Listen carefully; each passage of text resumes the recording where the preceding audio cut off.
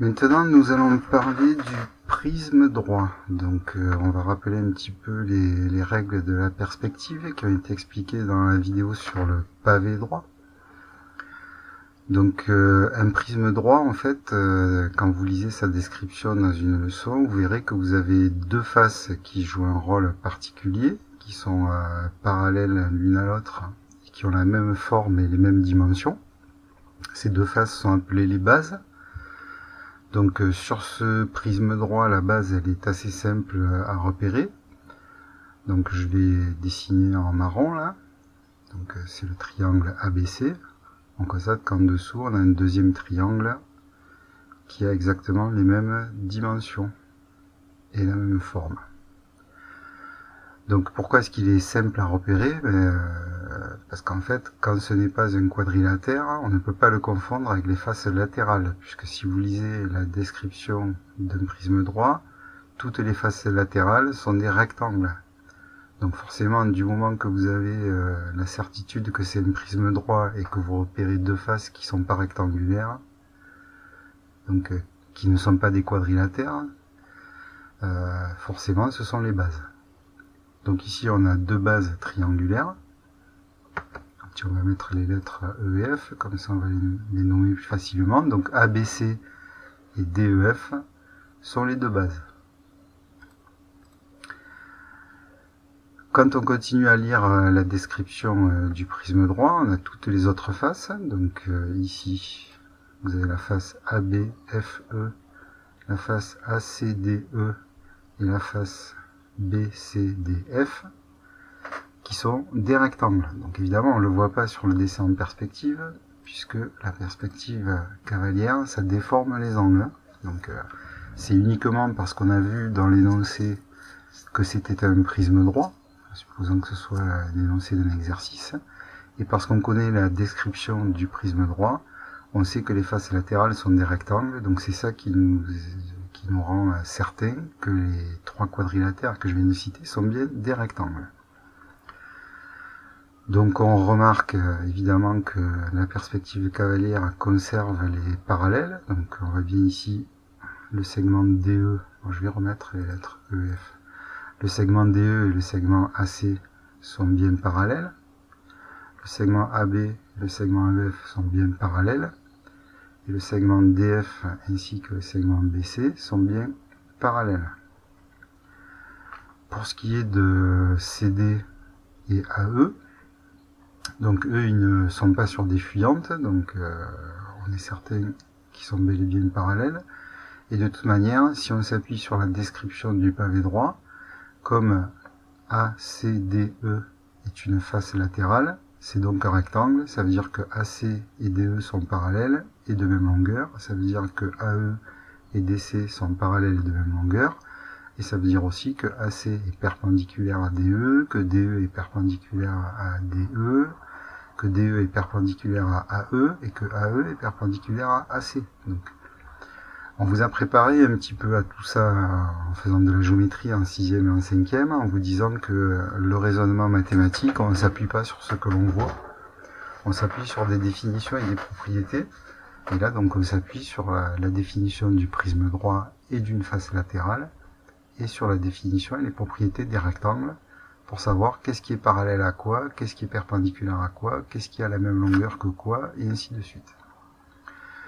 Donc vous le verrez dans la formule du volume d'un prisme droit, il est impossible de calculer correctement le volume d'un prisme droit si on ne repère pas d'abord ses deux bases et sa hauteur. Alors donc je reviens à la description du prisme droit et en particulier à la définition de la hauteur. Donc une fois qu'on a bien repéré les deux bases et les faces latérales, eh bien lorsqu'on prend deux sommets des bases, on a des arêtes qui les relient. Donc ici l'arête CD, l'arête AE et l'arête BF. Et on appelle ces trois arêtes les arêtes latérales. Alors, quand la base est un triangle, vous avez trois arêtes latérales. Si c'est un quadrilatère, vous avez quatre arêtes latérales. Si c'est un pentagone, vous avez cinq arêtes latérales. Et ainsi de suite, vous avez autant d'arêtes latérales que de sommets à la base. Donc la définition de la hauteur, c'est qu'en fait, comme toutes les faces latérales sont des rectangles, toutes les arêtes latérales ont forcément la même longueur. Et cette longueur commune à toutes les arêtes latérales qu'on appelle la hauteur du prisme droit. Donc cette définition, elle est extrêmement importante parce que quand on ne connaît pas la définition, on se fie à quoi? On se fie au mot hauteur dans le langage courant. Donc forcément, on va vouloir absolument que la hauteur soit verticale. Or, si je déplace, si je vois un petit peu plusieurs représentations possibles de mon prisme droit, je vais voir que par exemple, si je le représente comme ceci, et bien évidemment ABC reste un triangle, donc c'est forcément une base. La deuxième base associée c'est toujours DEF, et les arêtes latérales c'est toujours DC, EA et FB. Donc la hauteur, même si je déplace mon point D et que je le mets comme ça, la hauteur, elle est plus du tout verticale. Donc le langage courant veut que la hauteur soit verticale, mais les maths, il n'y a pas de haut, il n'y a pas de bas, il n'y a pas de langage courant, il y a un langage spécialisé et des définitions très rigoureuses. Et c'est en utilisant ces définitions que vous repérerez correctement la hauteur d'un prisme droit. Donc vous voyez, dans cette position-là, ça a beau être un prisme droit, non seulement la hauteur n'est pas verticale, mais la base, c'est pas la face qui est en bas. Donc il est très très fréquent quand on demande à des élèves de calculer le volume de ce prisme droit, qu'ils considèrent que la base c'est ACDE, parce que forcément le prisme a été posé sur cette face, donc on se dit la base c'est ce sur quoi on est posé, donc c'est AEDC, et qui pensent que la hauteur ça va être AB ou EF. Or ben non, si on connaît la définition et la description d'un prisme droit, on sait que la base, une des deux bases, c'est le triangle ABC, et que la hauteur, ici, c'est l'arête CD. Donc lorsqu'on aura bien maîtrisé la description du prisme droit, et qu'on pourra repérer correctement les hauteurs et la base, on sera en mesure de calculer correctement son volume. Alors le problème suivant qu'ont les élèves, c'est aussi de bien connaître les formules d'air, parce que comme vous allez être amené à calculer l'air d'un triangle, d'un quadrilatère ou d'un pentagone, etc., si on ne connaît pas les formules d'air, on ne sait pas calculer l'air de la base et on est en incapacité de calculer le volume du prisme. Bon, ben maintenant il est temps de peut-être voir plusieurs prismes droits à base triangulaire. Donc évidemment, je peux très bien avoir un triangle particulier, ou un triangle équilatéral par exemple, ou un triangle isocèle, ou un triangle rectangle. Et puis on va faire attention là, parce que dans le GeoGebra, quand on bouge, on n'a plus forcément les arêtes, les bonnes arêtes qui sont visibles en pointillé.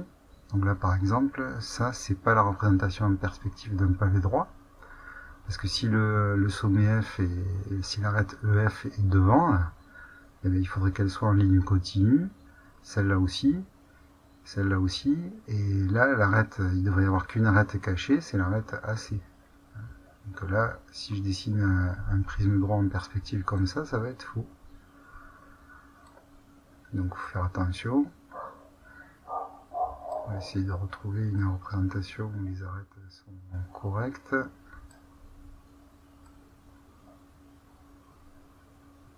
Alors des fois, ça fait un petit peu mal aux yeux, hein, on a besoin de s'adapter. Donc là, on aurait peut-être certains, selon comment vous voyez les choses, vous avez peut-être envie que le point E soit devant, mais s'il était devant, forcément, les arêtes ED, EA et EF seraient en ligne continue. Donc là, le point E, il est bien loin derrière. J'ai la face ABC qui est devant, la face BCD, F, c'est F ça. La base BCDF qui est devant aussi. J'ai deux faces qui sont entièrement visibles et les autres faces sont cachées.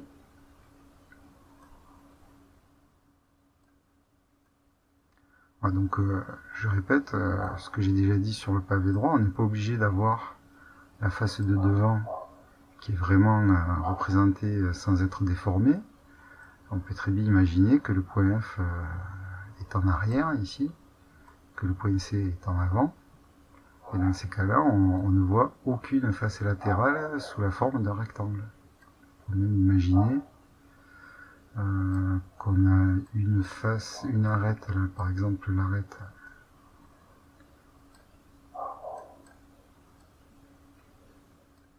BF qui est devant, là.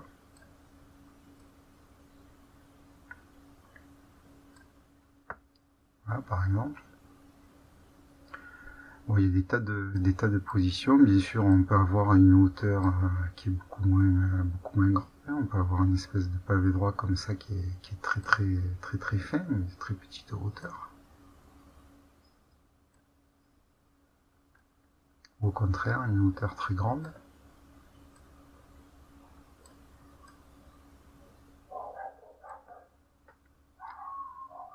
Voilà, donc le prisme droit à base est triangulaire. Ça donne ça. Voilà, donc la vraie difficulté sur les prismes droits, en fait, c'est quand la base est un quadrilatère, parce que avec la représentation en perspective, on a vite envie de dire que c'est un pavé droit. Alors, pas forcément, hein, ça peut très bien, la base peut très bien être un trapèze ou un parallélogramme. Donc il faut bien lire les énoncés, bien regarder les données, pour pas calculer l'aire d'un rectangle si c'est un parallélogramme. Et puis en plus, quand c'est un quadrilatère, ben, repérer les bases, c'est beaucoup plus compliqué.